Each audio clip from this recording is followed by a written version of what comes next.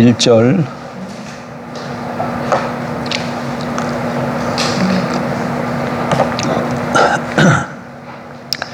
또 모세에게 이르시되 너는 아론과 나답과 아비후와 이스라엘 장로 70명과 함께 여호와께로 올라와 멀리서 경배하고 너 모세만 여호와께 가까이 나오고 그들은 가까이 나오지 말며 백성은 너와 함께 올라오지 말지니라.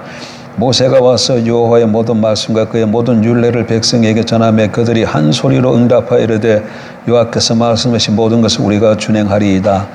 모세가 여호와의 모든 말씀을 기록하고 이른 아침에 일어나 산 아래에 제단을 쌓고 이스라엘 12지파대로 12기둥을 세우고 이스라엘 자손의 청년들을 보내어 여호와께 소로 번제와 화목제를 드리게 하고 모세가 피를 가지고 반은 여러 양푼에 담고 반은 제단에 뿌리고 언약서를 가져다가 백성에게 낭독하여 듣게 하니 그들이 이르되 여호와의 모든 말씀을 우리가 준행하리이다. 모세가 그 피를 가지고 백성에게 뿌리며 이르되 이는 여호와께서 이 모든 말씀에 대하여 너희와 세우신 언약의 피니라. 아멘. 성경은 두 권의 책으로 이루어졌습니다. 무엇과 무엇으로 되어 있나요? 구약과 신약으로 되어 있어요. 구약과 신약으로. 물론 각 권은 66권이죠. 66권으로 이루어졌지만 크게 구약과 신약 이렇게 이루어져 있는 것이 기독교 성경 우리의 경전이지요. 근데 구약은 뭐예요? 옛 언약이고 신약은 새 언약이에요. 그러니까 성경은 한마디로 말하면 우리의 경전은 언약의 책이에요. 언약의 책. 그러니까 하나님의 백성들이 언약을 모르면 성경을 안다고 말할 수가 없어요. 이 성경이 무슨 책이기 때문에? 언약의 책. 그리고 오늘 읽은 출애굽기 24장은 하나님께서 이스라엘 백성들을 애굽에서 인도해낸 후에 그들을 어디로 인도하시죠? 시내산으로 인도하셔요. 그리고 거기서 이스라엘과 하나님의 언약을 맺는 장면이에요. 그래 여러분 책에도 24장 위에 파란 글씨로 써있죠. 뭐라고 써있나요? 거기에 성경책에 뭐라고 써있어요? 24장 위에 시내산에서 언약을 세우다 이렇게 되어 있잖아요. 예, 그러니까 시내산에서 애굽에서 인도해내서 시내산에서 지금 언약을 세우는 그 장면이다 그 얘기입니다. 자, 그래서 언약이 너무 중요해. 이걸 보면 하나님의 백성이 하나님의 사람들이 하나님의 백성에 대해서 구원받는 것이 무엇으로 이루어지는 걸 알 수 있어요. 하나님과 언약을 세움으로 구원받는 것을 알 수 있어요. 구원은 무엇으로 받는다고요? 언약을 받는 거예요. 이 말은 여러분 잘 안 들어본 말일 거야. 잘 안 들어본 말일 거예요. 하나님과 언약을 맺음으로 우리가 구원을 받는 거예요. 그러니까 우리가 하나님과 언약을 맺기 전에는 하나님과 아무 상관없는 사람이었어요. 근데 하나님과 언약을 맺음으로 이제 하나님과 어떤 관계가 맺어짐으로 구원을 받게 되어지는 것이죠. 그래서 오늘 제가 저기 안산 거기 하늘 깊은 교회 임직식이 있어서 거기 순서를 맡아서 가야 되기 때문에 간략하게 말씀을 좀 드리고 예배를 좀 오늘 일찍 마치겠습니다. 근데 언약을 좀 알아야 돼. 언약을 해서 한 30분 동안 간략하게 말씀드리겠습니다. 근데 그러면 성경에 왜 언약이라는 이런 말과 언약을 세우는 그런 내용이 있을까요? 이것은 하나님이 하나님의 사람들에게 하나님의 뜻을 이렇게 계시해서 보여주고 싶은데 하늘의 언어를 가지고 땅의 사람들에게 말하면 땅의 사람들이 알아들을까요? 못 알아들어요. 못 알아들어요. 예? 그럼 어떻게 얘기해야 돼? 땅에 사는 사람들에겐 땅의 언어로 얘기를 해야 말을 알아듣는 거죠. 그 얘기는 땅에 사는 사람들이 알아들을 수 있는 것들이 그들이 이해하고 있는 제도, 무슨 또 사건 이런 거를 들어서 하나님께서 이렇게 설명을 하면 사람들이 잘 알아듣고 이해하는 거죠. 그래서 그 당시에 있는 언약이라는 제도를 가지고 하나님과 백성 사이가 어떻게 관계가 이루어지는 것을 설명하기 위해서 채용한 거죠. 근데 그러면 고대 사회에는 언약이 어떤 언약이 있었냐면 우리가 잘 아는 대로 세 가지의 언약이 있었어요. 세 가지. 뭐죠? 결혼이 언약입니다. 두 남녀가 가정을 이루는 결혼식이 언약이에요. 그래서 이건 아직도 우리나라, 아니야, 현대까지도 그 형태가 남아 있어서 결혼을 어떻게 얘기해요? 뭐라고 말하죠?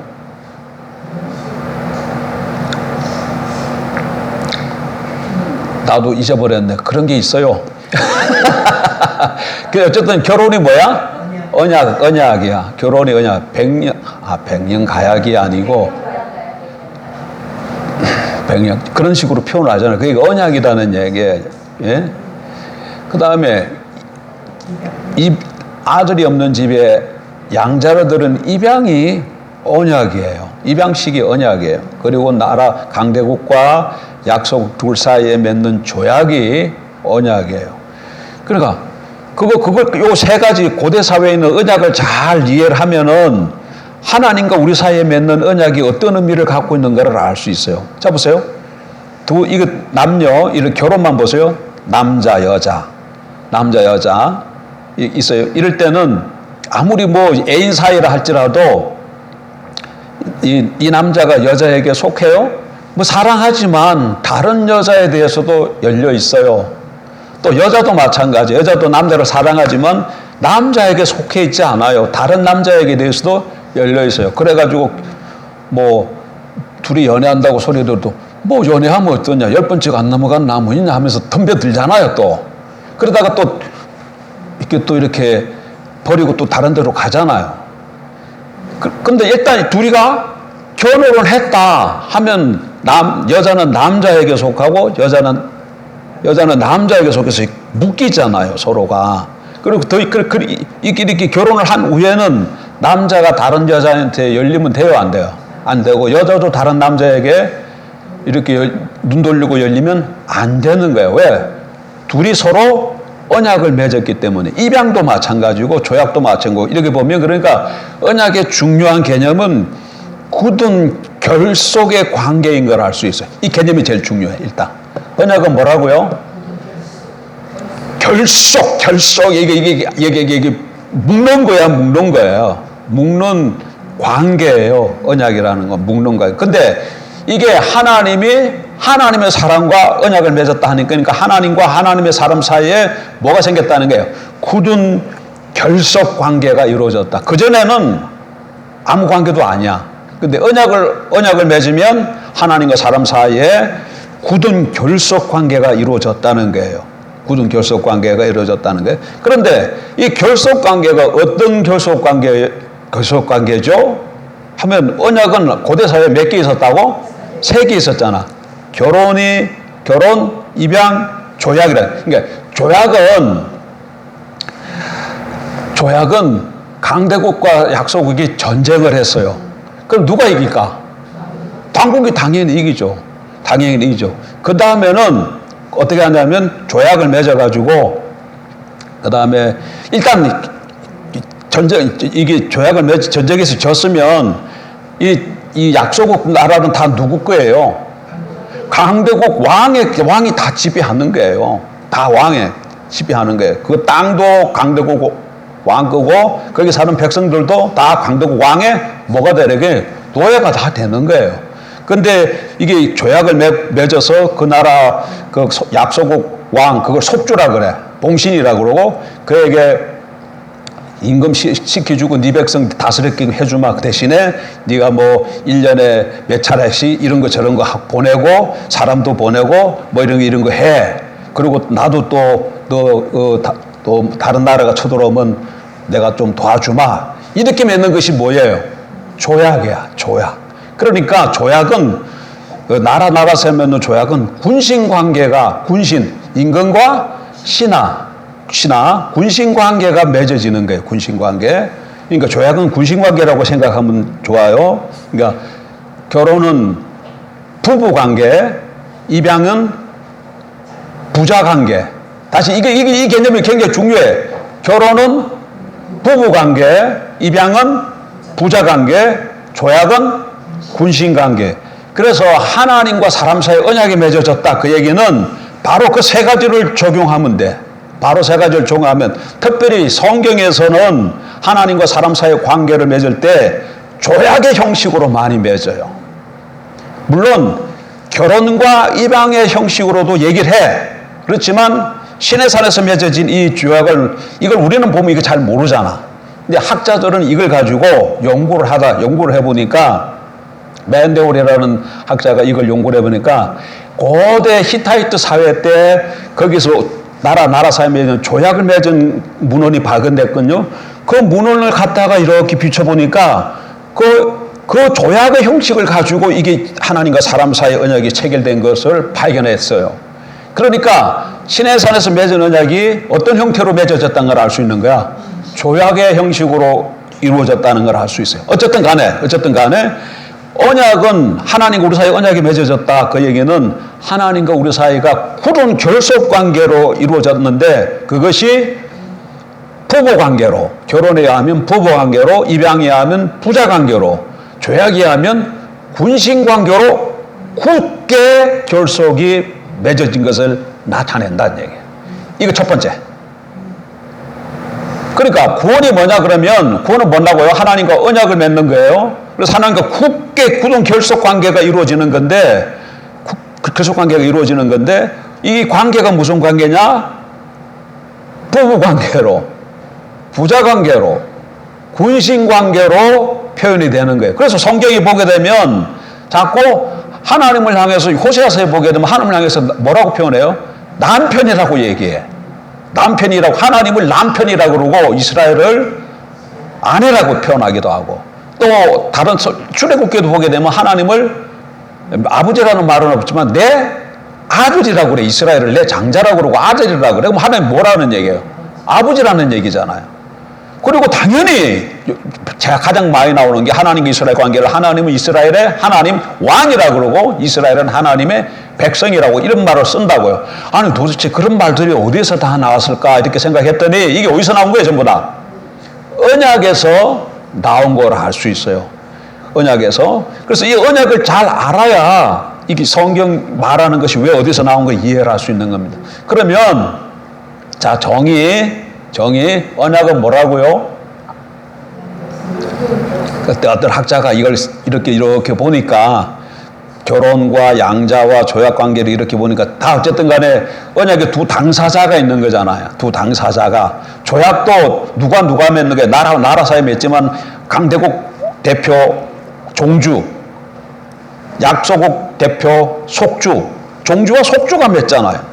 그러니까 이렇게 또 남자와 여자가 맺고, 성인 남자와 젊은 남자가 맺고, 이런 거 보니까 두 인격체가 맺잖아. 두 인격체가. 그래서 두 인격체가 어떤 정해진 장소와 정해진 시간에 법적으로 공적인 부부관계, 부자관계, 군신관계, 공적인 관계를 맺는 것, 이렇게 정의를 했어. 어떤 신학자가, 우리 선생님이. 학교 다닐 때 우리 선생님이 이걸 또 보고는 언약의 정의를 어떻게 내렸다고? 두 인격체 사이에 법적으로 맺는 공적인 관계, 이렇게 언약을 정의를 했어요. 왜냐하면 결혼과 입양과 조약을 이렇게 보니까 두 인격체 사이에 법적으로 굳은 결속 관계, 공적인 관계를 맺는 것이잖아요. 그래서 부부, 부자, 군신 관계를 이렇게 해서 언약의 정의를 내린 거예요. 우리도 그렇게 이해하면 돼요. 그런데 우리가 여기서 한 걸음 더 나가는 건, 우리가 다루려고 하는 것은 사람과 사람 사이에 맺는 언약을 말하는 게 아니에요. 성경에는 사람과 사람 사이에 맺는 언약도 많아요. 다윗과 요나단 사이에도 언약이 있었잖아요. 그런데 사람과 사람 사이의 언약을 말하려고 하는 게, 우리는 하나님과 사람 사이에 맺어진 언약을 그 언약만 살펴보려고 하는 것이죠. 사람과 사람 사이에 맺은 언약이 아니고 누구와 누구 사이? 하나님과 사람 사이에 맺은 언약을 말하는 거예요. 그래서 이렇게 보통 군신 관계로 조약 형식으로 언약이, 하나님과 사람 사이에 언약이 맺어지기 때문에 학자들이 그걸 보고, 자 보세요. 조약이면 하나님은 뭐가 되는 거야? 하나님은 그들의 군은 뭐라는, 군신 관계가 군은 뭐라는 뜻이에요? 군주라는 거예요. 군주. 군주, 군신. 저하고 집사님하고 군신 관계다 그러면 제가 집사님 뭐라는 거야? 군주애가. 집사님은 나야. 우리 언약 맺을까요? 군신 관계? 그 조약은 그렇게 되는 거예요. 조약은 그렇게 군신 관계로 되지. 그러니까 왕이 되고 신하가 되는 거예요. 신하라고 돼 있지만 또 넓게 이게 신하가 많아되면 백성이 되는 거죠. 군신 관계가 되는 군신 관계. 그러니까 하나님과 사람 사이의 언약은 조약의 형태로 이렇게 보니까 하나님은 왕이 되고 언약을 맺은 사람들은 신하가 되는, 다르게 말하면 백성이 되는 관계가 되어지잖아요. 그래서 요걸 보고 어떤 신학자가 어떻게 정의를 내렸냐면 하나님께서 한 사람 또는 일단의 사람들에게 왕이 되어주겠다는 약속, 요렇게 정의를 내려서 이해가 되죠?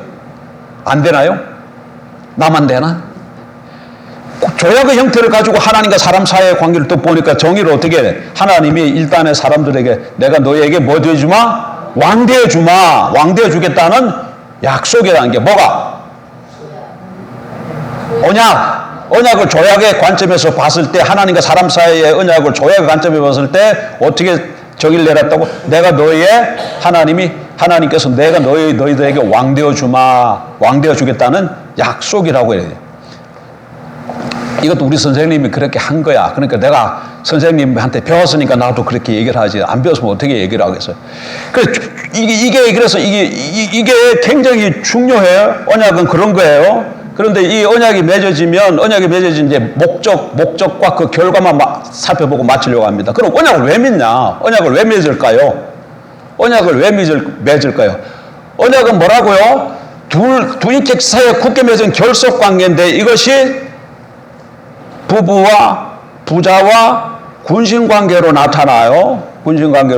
특별히 하나님과 사람 사이의 언약은 무슨 조약의 형태로 표현되어진다 그랬죠. 그걸 염두에 두면서 왜 언약을 맺을까?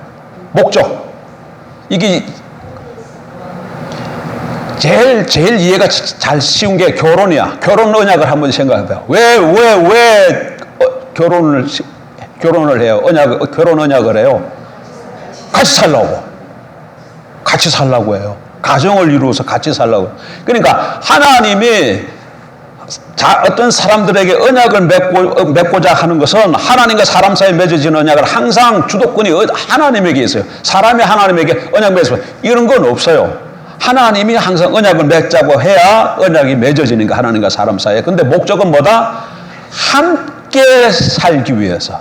함께. 그래서 언약을 맺으면 항상 하나님의 백성들에게 찾아와요. 그럼 함께 산다는 것은 다르게 표현하면 뭐 하겠다는 거예요? 그렇죠. 그것도 부부로 생각해봐. 부부로 생각하면 결혼하면 어떻게 해요? 두 몸이 한 몸이 되잖아. 두 몸이 어떻게 돼요? 한 몸이 되잖아요. 결혼을 하게 되면. 이건 뭘 뜻하는 거예요? 아주 친밀한 두 개가 떨어져 있는 것이 하나가 되어지는 아주 친밀한 교제를 뜻하는 거예요. 그래서 하나님께서 사람들과 언약을 맺고자 하는 이유는, 목적은 같이 살기 위해서, 다르게 표현하면 친밀한 교제를 이루기 위해서 언약을 맺고자 하는 거예요. 그래서 언약을 맺으면 관계가 무슨 관계가 되어진다고요?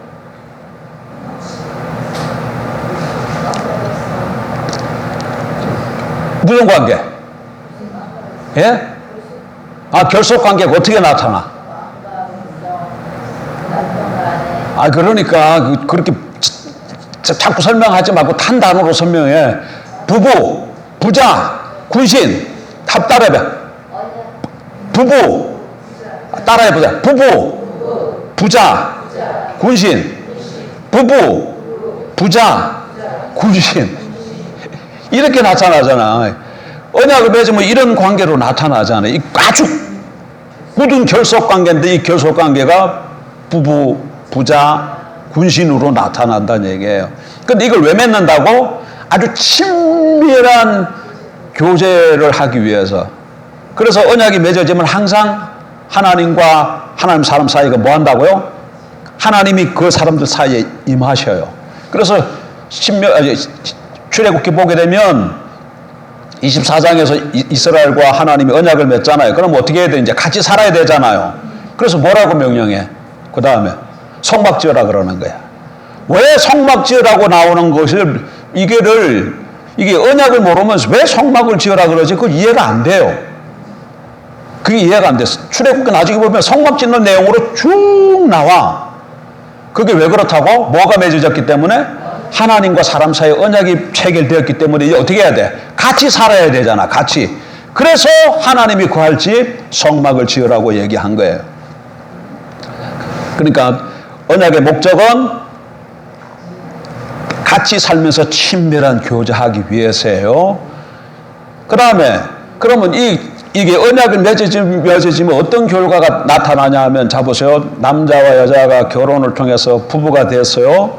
그러면 남편의 모든 것은 누구 것이 돼요? 아내의 것이 되죠. 아내의 모든 것은 누구 것이 돼요? 남편의 것이 돼요. 아내가 남편에게 속하고 남편이 아내에게 속해요. 이 똑같은 그 비유로 하나님과 사람 사이에 언약이 맺어지면 하나님의 모든 것은 언약 맺은 사람의 것이에요. 사람의 모든 것은 또 동시에 누구 것이에요? 하나님의 것이 되는 거야. 소유가 언약이 맺어지면 소유가 어떤 소유가 되어져요? 공동 소유가 되어져. 공동 소유.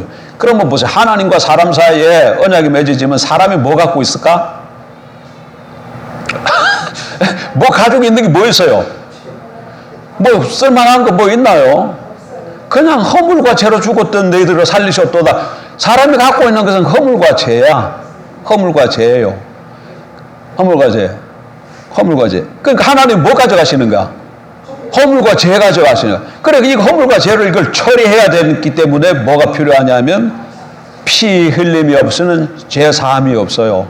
그래서 하나님이 이 자기 아내 삼은 사람이 갖고 있는 허물과 죄를 자기가 가져오면서 이걸 처리해야 되기 때문에 피 흘림의 역사가 나타나고, 그게 신약에 와서는 십자가 사건으로 드러나게 되어지는 것이죠. 대신에 하나님의 그 모든 것은 다 누구의 것이 된다?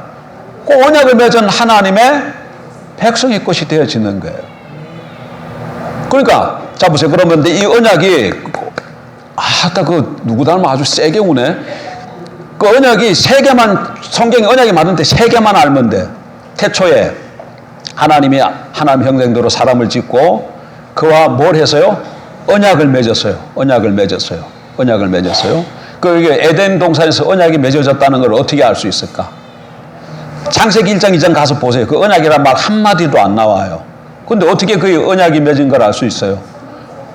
호세아 6장에 가면, 6장 6절에 가보면 저들은 아담처럼 언약을 어기고 이런 말이 나와. 그러면 하나님과 아담 사이에 뭐가 있었다는 걸 알 수 있어요? 언약이 있었다는 걸 알 수 있어요. 근데 그들이 아담이 에덴 동산에서 뭘 어겼어요? 선악과 따먹지 말라는 것을 따먹은 것을 두고 하는 얘기잖아. 그래서 선악과가 뭐라는 걸 알 수 있어요? 언약이라는 걸 알 수 있어요. 더 정확하게는 언약법이야. 그러니까 언약이 맺어졌고 언약의 법으로 주어진 것이 선악과 법인 걸 알 수 있죠. 그래서 하나님과 사람 사이에 언약이 맺어졌기 때문에 하나님과 아담 사이가 어떤 관계? 부부관계, 부자관계, 군신관계로 굳은 결석관계가 되어지는 것이죠. 그래서 그 에덴 동산이 다 누구 것이에요?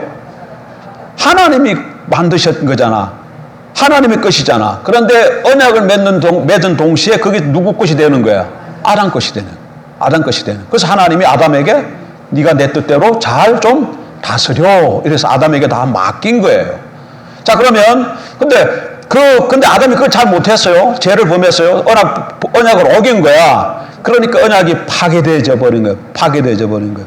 그러자 에덴 동산에서 쫓겨났고 다시금 하나님이 아브라함과 언약을 맺고 내 후손으로 더불어서 그 얘기는 하지 말고 아브라함의 한 혈통을 통해서 그 다시금 언약을 맺은 것이 지금 시내산에서 맺은 언약이고, 그러면 이거는 지금 구약시대의 백성들에게 맺은 언약이잖아. 그러면 오늘 우리는 무슨 언약으로 하나님과 관계가 맺어질까요? 그것이 마태복음에 봐봐요. 마태복음 26장. 이거 시간이 없네.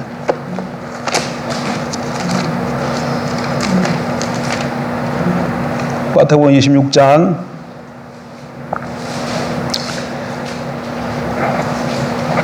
26절 보세요. 마태복음 26장 26절. 그들이 떡을 먹을 때 예수께서 떡을 가시사 축복하시고 떼어 제자들에게 주시며 이르시되, 이게 무슨 얘기냐면 마지막 6월절 만찬이야. 요 6월절 때 만찬 하신 후에 예수님께서 겟세마네 동산에 가서 기도하다가 거기서 체포되어 가지고 그 다음에 십자가에 못 박히는 겁니다. 그러니까 마지막으로 제자들과 만찬을 하신 거예요. 여러분, 만찬은 뭐 이렇게 우리 만찬 그러면 뭐 많이 잘 차려놓고 이런 거 여러 가지 상다리 부러지도록 차려놓은 식사를 만찬이라는데, 그게 만찬이 아니고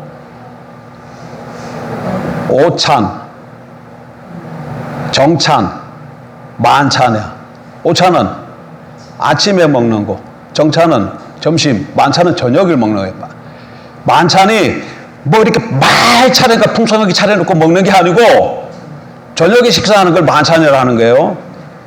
이거 착각하는 사람들이 도로 있어. 착각하는 사람. 그러니까 마지막으로 저녁에 주님이 식사를 하셨어요. 그러면서 제자들에게 떡을 떼서 이렇게 나눠주시고, 그러면서 뭐라고 하냐면, 이것도 나의 몸이다 그러면서 떼줘. 그 다음에 잔을 이렇게 또 나눠주면서, 이거는 언약의 피다 이렇게 얘기하면서 줘요.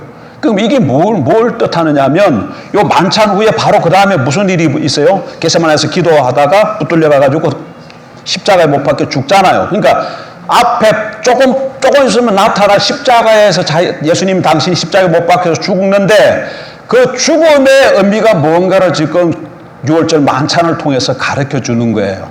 예수님이 십자가에서 살찌고 피 흘려 죽는데, 그거를 지금 만찬에서 떡을 나눠주고 잔을 나눠주면서 설명해 주는 거야.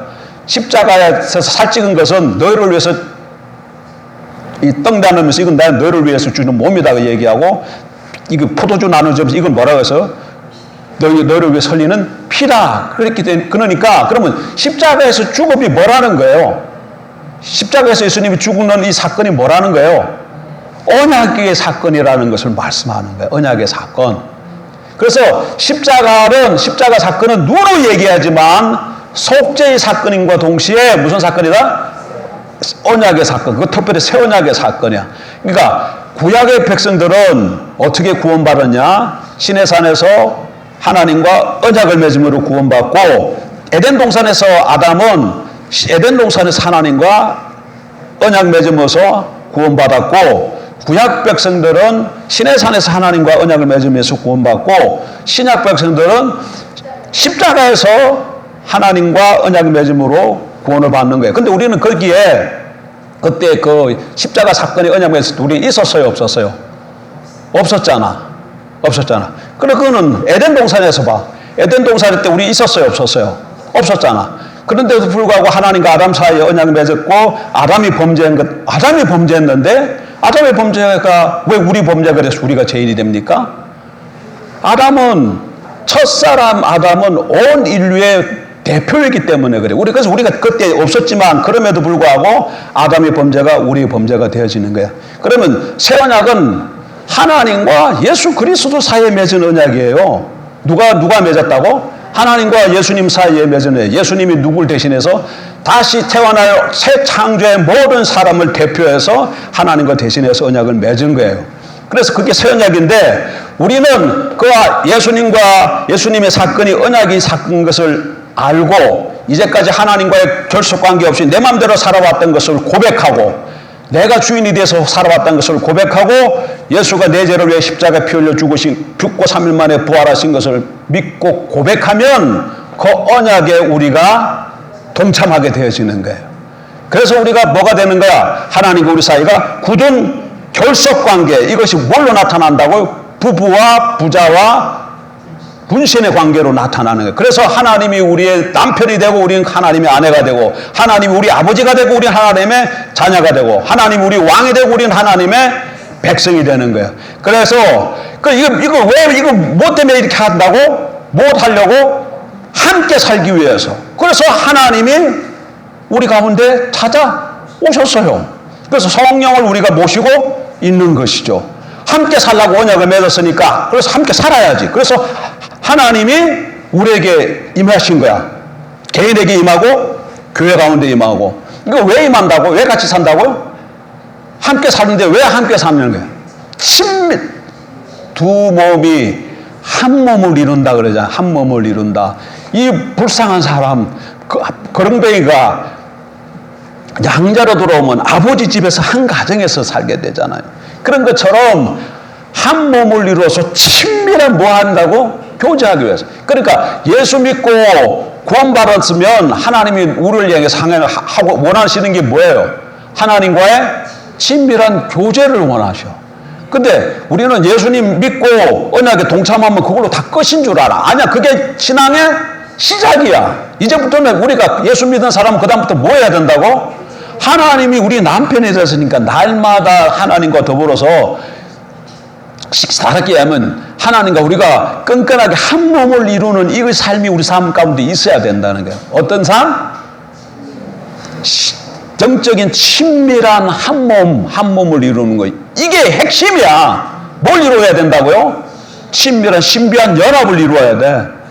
두 남녀가 결혼을 이루면 한 몸을 이루잖아요. 그게 아주 그 두 남녀 사이에 가장 그 하나가 되어지는 가장 친밀한 그 관계, 그 사건이잖아요. 그 성적인 사건이잖아요. 그런 것처럼 그런 그 한 몸을 이룬 그 사건을 통해서 하나님이 우리에게 보여주시는 것은 그 사건을 이룰 때에 여기는 다 성인들만 있으니까 그 사건 한 몸을 이룰 때 가장 친밀하고 가장 사랑하고 가장 하나가 되어지는 순간이잖아요. 그 순간이. 그런 것처럼 하나님이 우리랑 그렇게 하기를 원하신다는 게 어떻게 영적으로 아주 친밀한 하나님과의 연합, 교제 이런 성숙한 영적인 관계 속에 있기를 원한다. 그러니까 지금부터는 그러니까 예수 믿었으면 예수 그리스도 믿고 예수 그리스도를 믿고 영접함으로 내가 이제 영역에 동참했으면 내가 하나님의 신부가 된 걸 알아서 늘 우리 내 삶 속에 가장 뭐가 항상 핵심이 돼야 돼요. 우리의 신랑 되신 남편이 늘 우리 관심이 주되게 돼야 되지. 어떤 사람은 남편이 주가 안 되고 자꾸 내가 산 주식, 내가 사놓은 금덩어리, 요즘 금덩어리 값이 엄청 올랐어요. 아, 금을 좀 사놨으면, 돈이 있었으면. 한돈에 요즘 몇십만 원씩 한대야. 금값이 그렇게 올랐대. 그러니까 어떤 사람 돈이 있어서 금덩어리 좀 사놨어. 근데 늘 관심이 뭘까, 그러는 그 사람. 금이야. 이야, 이게 사놓길 진짜 잘했다. 막 이거 내가 그때 살까 말까 했는데 사놨더니 이게 이렇게 올랐네. 우리 아는 목사님 손가락에 닷돈 정도 되는 그 닷돈이 뭐 크잖아요. 무겁잖아요. 근데 그 목사님 닷돈 되는 반 그거 해가지고 끼고 다녀. 끼고 다니는데 이게 언제 뜨냐면 그때 살 때는 이게 몇만 원 할 때 산 거야. 근데 지금 어떻게 해요? 몇십만 원이 뭐예요? 한 돈에 지금 50만 원인가 그런데 닷돈이면 55, 250이에요. 손가락 하나에 지금 뭐가 얼마큼 있는가? 250이 딱 달려 있는 거야. 300만 원. 그런 77만 원이에요? 그봐 50만 원에서 77만 원 올라갔잖아요. 지금 27만 원이 올라갔죠. 그러니까 지금 77 곱하기 5하면 얼마야? 57에 35, 30, 한 400. 와, 근데 그 정도 가니까 더 많으면 늘 마음이 어떻게 되겠어요? 금덩어리에 관심이 다 있네. 그게 그렇게 되어지면 안 된다는 거야. 왜? 우리는 누구랑 지금 결혼했어요? 하나님이랑 결혼했기 때문에 늘 관심이 하나님께 가 있어야 돼. 금덩어리 가 있어도 안 되고 다른 주식에 가 있어도 안 되고 다른 무엇에 가 있어도 안 돼. 다른 무엇에 가 있는 순간 그게 뭐가 되는 거예요? 알긴 잘한다. 간음하는 거야. 간음하게 되는 게. 근데 왜 자꾸 간음할까요? 왜 자꾸 금덩어리에 마음이 가고 주식에 마음이 가고 그럴까요? 그게 세상 가치적으로 볼 때 그것이 크기 때문에 중요하기 때문에 그런데 근데 하나님 뭘 놓치고 있는 거야 이 사람들이. 하나님과 결혼을 하면 하나님의 모든 것이 누구 것이 되는 걸 모르는 거야. 자기 것이 되는 걸 몰라요. 하나님 성경에 뭐라고 산도 내 것이요 들도 내 것이요 산에 있는 그 모든 짐승도 다 내 것이고 다 모든 게 다 내 것이다. 그러니까 금덩어리 뭐 주식 이 다 누구 거예요? 하나님의 것이야. 그러면 내가 하나님과 결혼하는 순간 그 모든 것이 다 누구 것이에요? 내 것이에요. 그럼 어떻게 하면 돼? 내가 믿음으로 선포하고 쓰면 내 것이 되는 거예요. 근데 그걸 안 믿는 거지. 너나 나나 할 것 없이. 그걸 안 믿는 거지. 그냥 내 눈앞에 보이는 금덩어리가 내 것이지, 하나님이 다 내가 너 것이라고 줬는데 감사합니다고 아멘은 했지만 실질적으로는 안 믿고 금덩어리가 더 중요해 이러는 거죠. 이게 무슨 뭐예요? 믿음의 분량의 차이가 달라서 그런데요.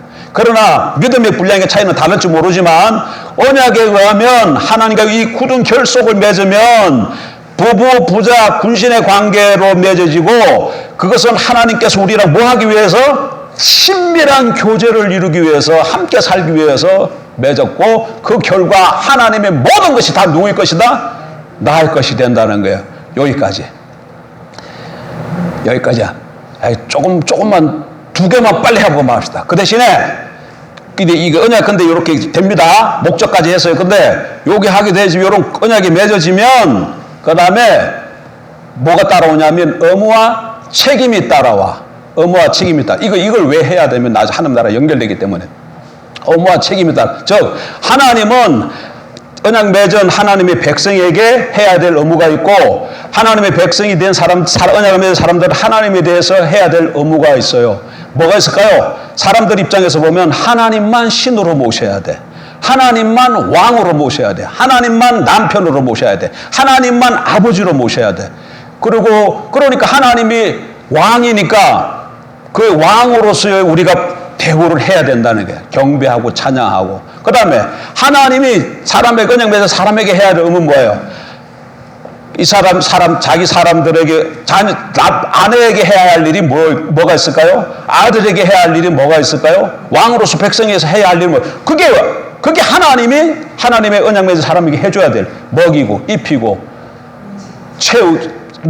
원수들부터 보호하고, 이거 다 누가 해야 할 일이야? 하나님이 하려. 이렇게 의무가 있어요. 근데 이 의무는 거꾸로 얘기하면 권리야. 하나님은 백성들로부터 찬양을 받고, 경배를 받고, 영광을 받아야 될 권리가 있고, 하나님의 언약을 맺은 하나님 사람들은 하나님으로부터 보호받고, 공급받고, 보호받아야 될 뭐가 있어요? 권리가 있어요. 그래서 성경에 보게 되면, 시편에 보게 되면 시인들이 하나님 앞에 나서 뭘 자꾸 요구하는 게 있잖아요. 그게 어떻게 하나님 앞에서 그렇게 할 수 있느냐? 이 신분이 뭐기 때문에, 언약 백성이기 때문에 하나님 앞에 나가서 당당히 요구할 수 있는 거야. 하나님, 내가 지금 원수들로부터 이렇게 억울함을 당하고 있습니다. 하나님, 나의 무엇입니까? 하나님이시지 않습니까? 왕이시지 않습니까? 나를 보호해달라고, 이 원수들로부터 나를 보호해주고 원수들을 내려주소서, 이렇게 나오는 거예요. 뭐가 때문에? 이게 의무와 책임이 권리가 되기 때문에 그래. 마지막 하나 더 의무와 책임이 있고, 세 번째로는 상벌이 주어져. 언약을 어기게 되어지면, 그래, 의무와 책임을 잘 해야 되는데 의무와 책임을 어기면 벌이 주어지고, 잘하면 상이 주어져요. 여기까지만 합시다. 근데 여기까지만 합시다. 이 다음 주에 하나님 나라랑 이게 왜 연결되는 거 설명할게요. 그러니까 오늘은 잊어버리지 말아야 될 거 하나는, 하나님 왜 언약을 맺으셨다고? 우리랑 같이 살려고 언약 맺은 거예요. 한 몸을 이루려고 언약 맺은 거예요. 그러니까 내 살아가는 동안에 하나님을 잊어버리고 살면 하나님 어떻게 하고 있는 거야? 내가 하나님과 사는 게 안 사는 거예요. 항상 내 삶 속에서